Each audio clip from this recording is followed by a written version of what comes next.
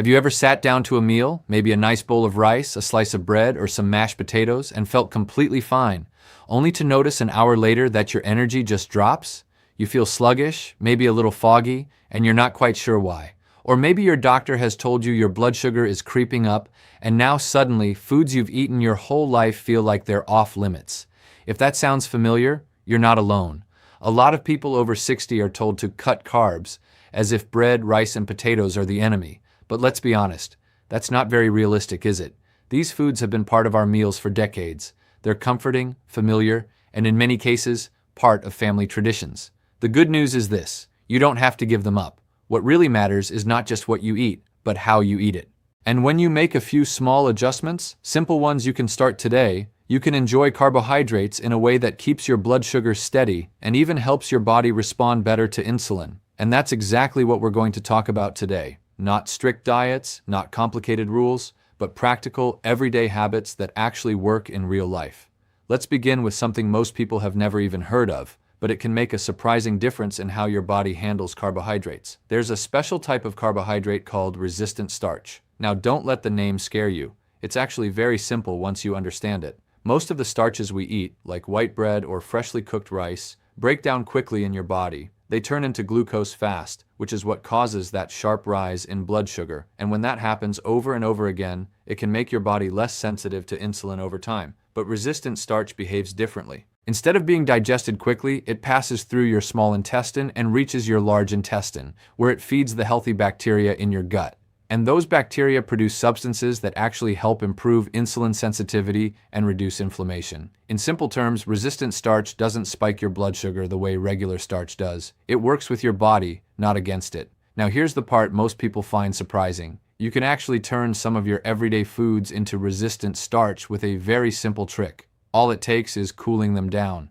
Let's say you cook rice or potatoes. If you eat them right away while they're hot, they act like regular starch and can raise your blood sugar quickly. But if you let them cool, maybe put them in the fridge for several hours or overnight, something interesting happens. The structure of the starch changes. It becomes more resistant to digestion.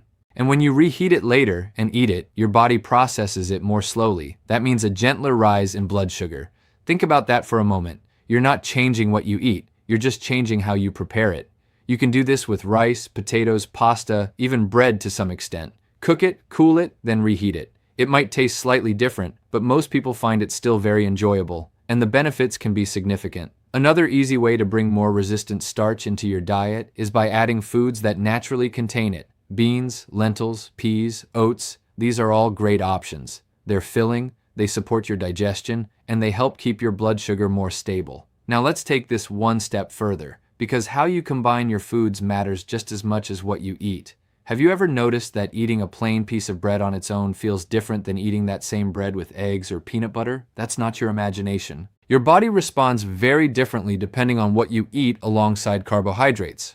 When you eat carbohydrates by themselves, what some people call naked carbs, they tend to hit your bloodstream quickly. That's when you see those sharp spikes in blood sugar. But when you pair carbohydrates with protein or healthy fats, everything slows down. Your stomach empties more gradually, and glucose enters your bloodstream at a steadier pace. For example, instead of just having a bowl of rice, you might have rice with grilled chicken and vegetables. Instead of toast alone, you might add eggs or avocado. Instead of a plain potato, you might include a little olive oil or butter. These small changes can make a big difference in how your body responds after a meal. There's also another simple addition that many people overlook, and that's adding a little acidity to your meals. Things like vinegar or lemon juice can actually help slow down how quickly carbohydrates are broken down. You don't need a lot.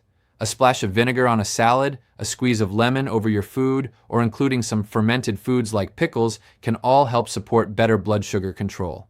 And here's the beauty of all this. You're not restricting yourself. You're just making smarter combinations. You're still enjoying the foods you love, but in a way that works with your body instead of against it. Now, as we continue, there's another simple shift, something that has nothing to do with what you eat, but rather the order in which you eat it, that can have a surprisingly powerful effect on your blood sugar. Because most of us have been eating our meals in the same order for decades without ever thinking about it. You sit down, maybe there's bread on the table, or a drink, or something starchy right away. It's natural to reach for that first. But what if I told you that simply changing the order in which you eat your food without changing the food itself, could noticeably improve your blood sugar. It sounds almost too simple, but it works. When you start a meal with carbohydrates, especially refined ones like bread or rice, your body absorbs that glucose very quickly. That's when you get that sharp rise in blood sugar. And for many people, especially as we get older, the body has a harder time bringing that spike back down smoothly. But when you begin your meal with vegetables and protein instead, something very different happens. The fiber from the vegetables and the protein from foods like chicken, fish, eggs, or beans create a kind of buffer in your digestive system. They slow down how quickly food leaves your stomach and enters your bloodstream. So when you finally get to the carbohydrates at the end of your meal, they're absorbed more slowly. The same food, just a different order, leads to a much steadier blood sugar response.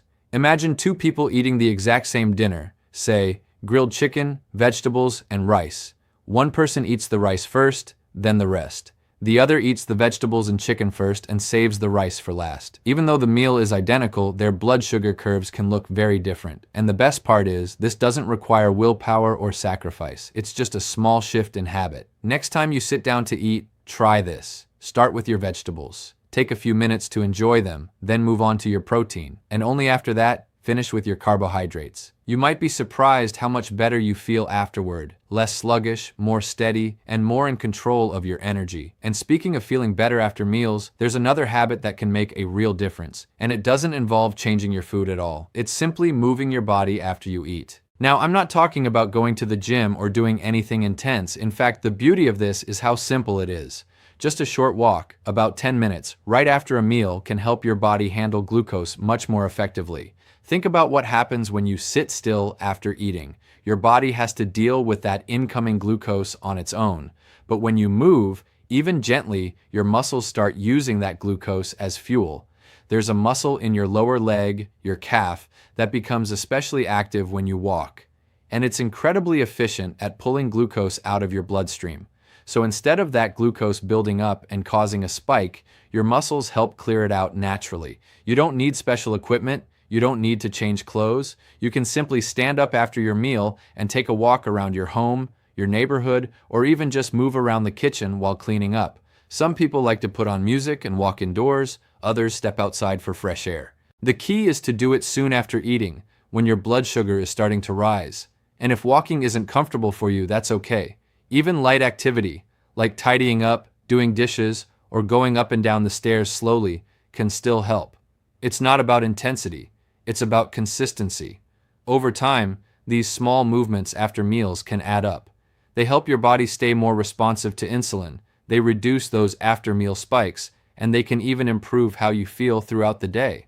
Now, as helpful as these habits are, there's another important piece of the puzzle that many people overlook, and that's the type of carbohydrates you're choosing in the first place, because not all carbohydrates are the same. Two foods can both be called carbs, but your body may react to them in completely different ways. And once you understand this, it becomes much easier to make choices that support your health without feeling restricted.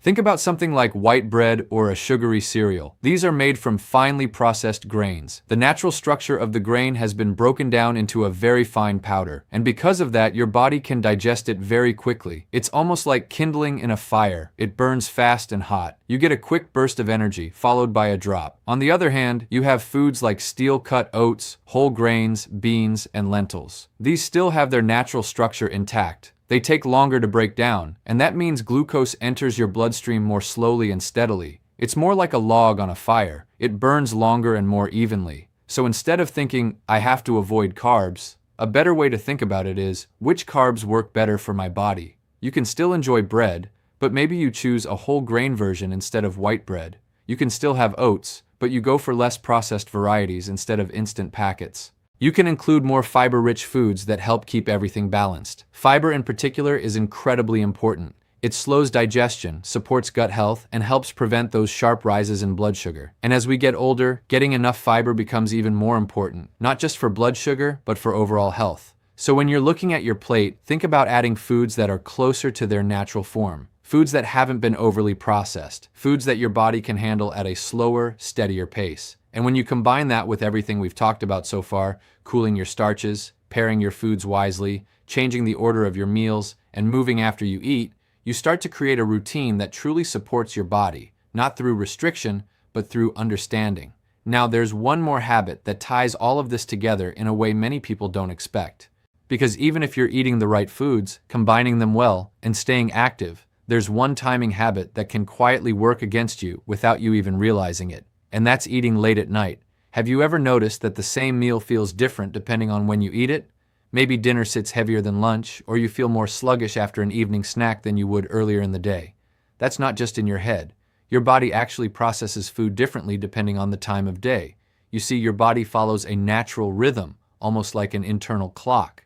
During the earlier part of the day, your body is more efficient at handling glucose. Your cells are more responsive to insulin, and your pancreas is better at releasing it when needed. But as the evening comes, that efficiency starts to decline. So when you eat late at night, especially meals that include carbohydrates, your body has a harder time processing that glucose. It tends to stay in your bloodstream longer, leading to higher blood sugar levels than you would see from the exact same meal earlier in the day. And there's another layer to this. As nighttime approaches, your body begins producing more melatonin, the hormone that helps you sleep. While melatonin is important for rest, it also reduces insulin secretion. So now you have two things happening at once. Your body is less sensitive to insulin and it's producing less of it. That combination makes it much harder to keep blood sugar in a healthy range. This is why late-night eating can be especially challenging for people dealing with insulin resistance or rising blood sugar levels. It's not just about what you eat, it's about when you eat it. Now, this doesn't mean you need to go to bed hungry. It simply means giving your body enough time to process your last meal before you sleep. A good rule of thumb is to finish eating at least 3 hours before bedtime. So if you usually go to bed around 10 p.m., try to have your last meal by 7 p.m. That gives your body time to digest, stabilize blood sugar, and prepare for rest. And if you do feel the urge to snack later in the evening, try choosing something light and balanced, perhaps a small portion of protein with a bit of healthy fat, rather than something high in refined carbohydrates. It's a gentle adjustment, but over time, it can make a meaningful difference. When you step back and look at everything we've talked about, it all comes together in a very simple and encouraging way. You don't have to give up the foods you enjoy. You don't have to follow extreme diets or complicated rules. Instead, you're making small, thoughtful changes in how you prepare your food, how you combine it, how you eat it, how you move afterward, and when you choose to have your meals. And these small changes add up. They help smooth out those sharp spikes in blood sugar. They support your body's natural ability to use insulin more effectively. And perhaps most importantly, they help you feel more steady, more energized, and more in control of your health. Because that's really what this is about. It's about being able to enjoy your meals without fear. It's about waking up with more consistent energy. It's about giving your body the support it needs, especially as it changes over time. And no matter where you are right now, whether you're just starting to think about your blood sugar or you've been managing it for years, it's never too late to make a positive change. Even one small habit practiced consistently can begin to shift things in the right direction. So maybe tonight you try one of these ideas. Maybe you take a short walk after dinner. Maybe you switch the order of your meal. Maybe you prepare your rice a little differently. You don't have to do everything at once. Just start with one. And as you do, pay attention to how you feel. Your body will often tell you what's working. If this resonated with you, I'd love to hear your experience. Have you noticed certain foods affecting your energy? Have you tried any of these habits before? Sharing your thoughts might help someone else who's on the same journey. And if you found this helpful, don't forget to like the video and subscribe to the channel. There's so much more we can explore together when it comes to staying healthy, strong, and independent as we age. Because growing older doesn't mean giving up the things you love. It means learning how to enjoy them in a way that supports your health and your future. Here's to feeling better, living fully, and taking care of yourself, one simple step at a time.